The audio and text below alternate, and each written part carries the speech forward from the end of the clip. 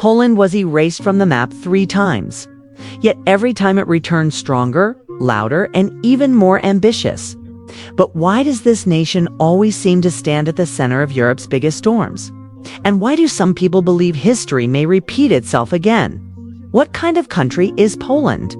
To many people, Poland is known as the land of beautiful women, medieval castles, and strong national pride.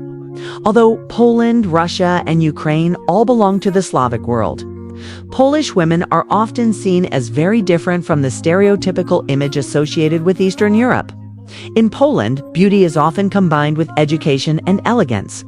More than 68% of women between the ages of 25 and 34 have completed higher education.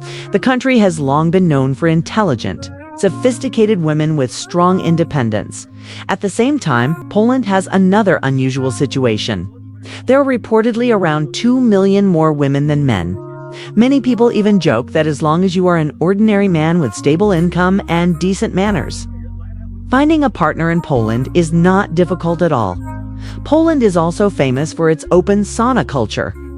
Many saunas are mixed gender and completely clothing free. If you refuse to follow the rules, staff may directly ask you to leave. But there is one thing visitors absolutely must remember: no photography inside. And staring at people for too long can get you accused of harassment. Yet behind this modern and attractive image lies one of the most dramatic histories in Europe.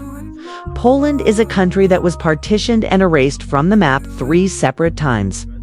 And somehow, every single time, came back again. Many people wonder, how can a nation repeatedly fall into disaster, yet still remain so fearless?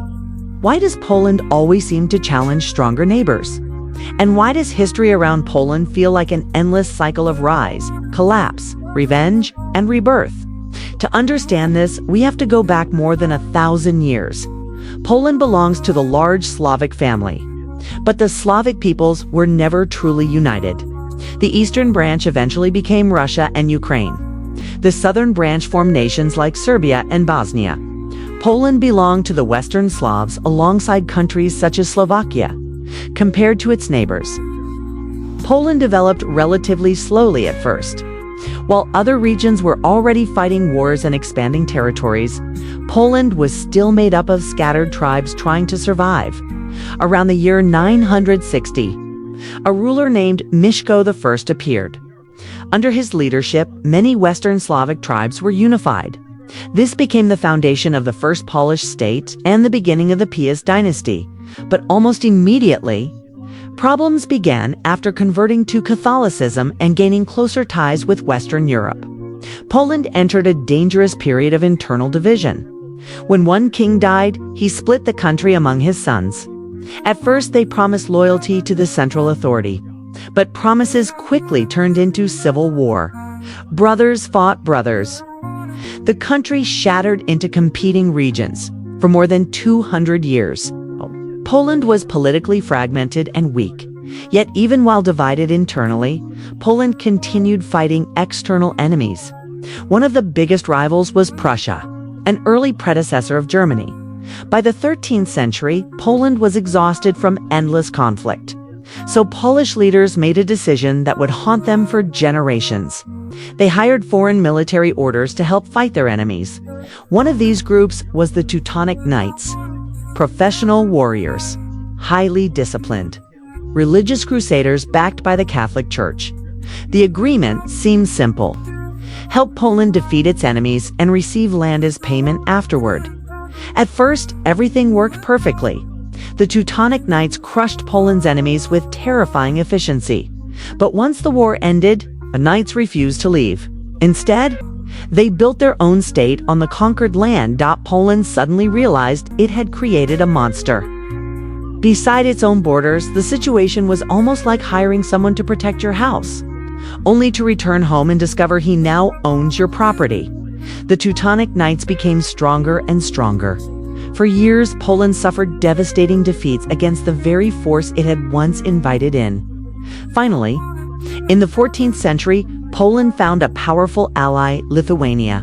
Both nations feared the Teutonic Knights, so they formed a political union through royal marriage.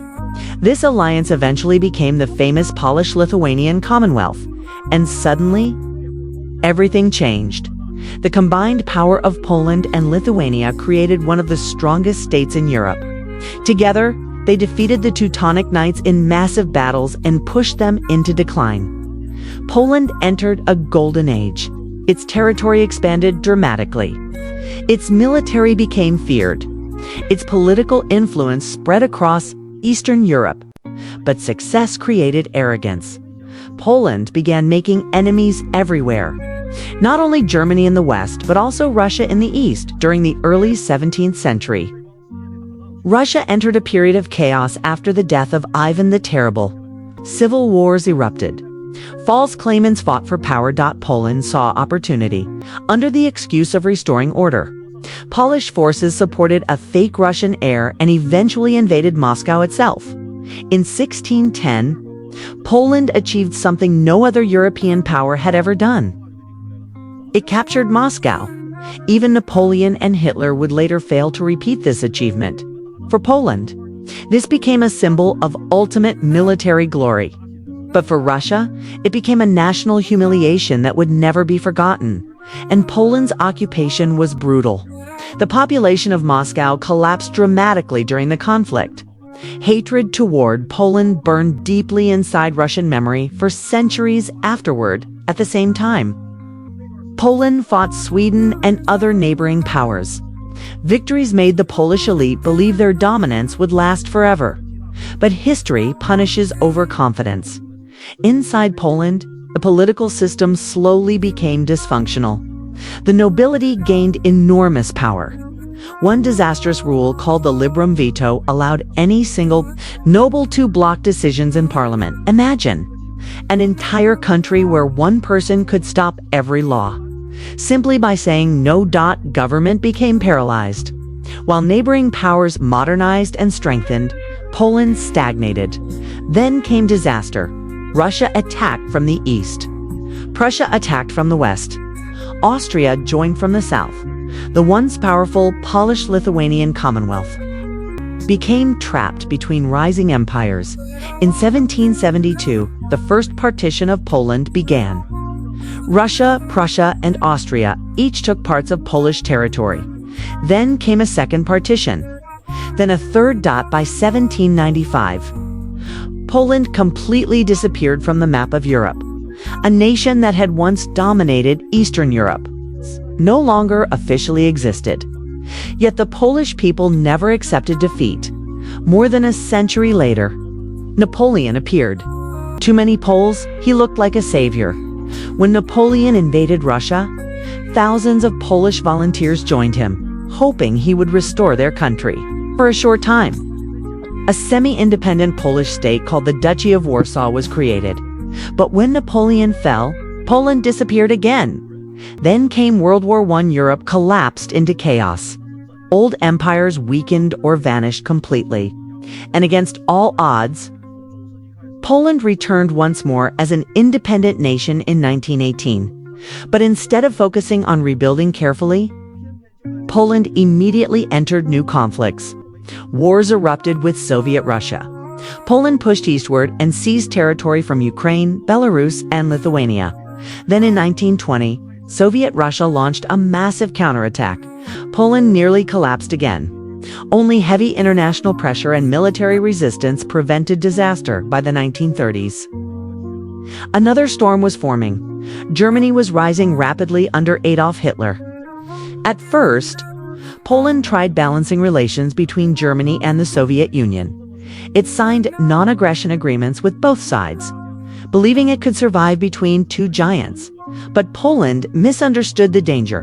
In 1939, Nazi Germany invaded from the west. Soon afterward, the Soviet Union invaded from the east under the Molotov-Ribbentrop Pact. In just weeks, Poland was destroyed. This became the third time. Poland disappeared from the map. World War II turned Poland into one of the bloodiest battlefields on earth. Millions died. Cities were destroyed.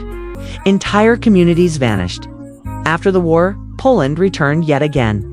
But this new Poland was much smaller than before.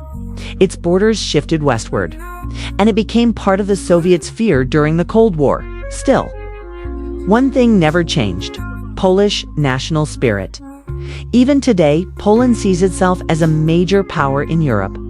The country remains extremely active in regional politics, especially regarding Russia and Ukraine. Some believe Poland's actions come from fear based on painful historical experience. Others believe Poland still dreams of expanding its influence once again. History continues to shape the Polish mindset. For centuries, Poland has lived between powerful empires. Every generation inherited memories of invasion, betrayal, resistance, and survival. And perhaps that is why Poland remains one of Europe's most emotionally driven nations.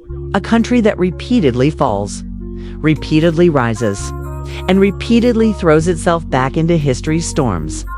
Poland is like that stubborn fighter who refuses to stay down. Every time history knocks it to the ground, it stands back up and says, "Next time, I will win." But history also teaches a painful lesson. Courage alone is never enough. Ambition without strength can easily become disaster.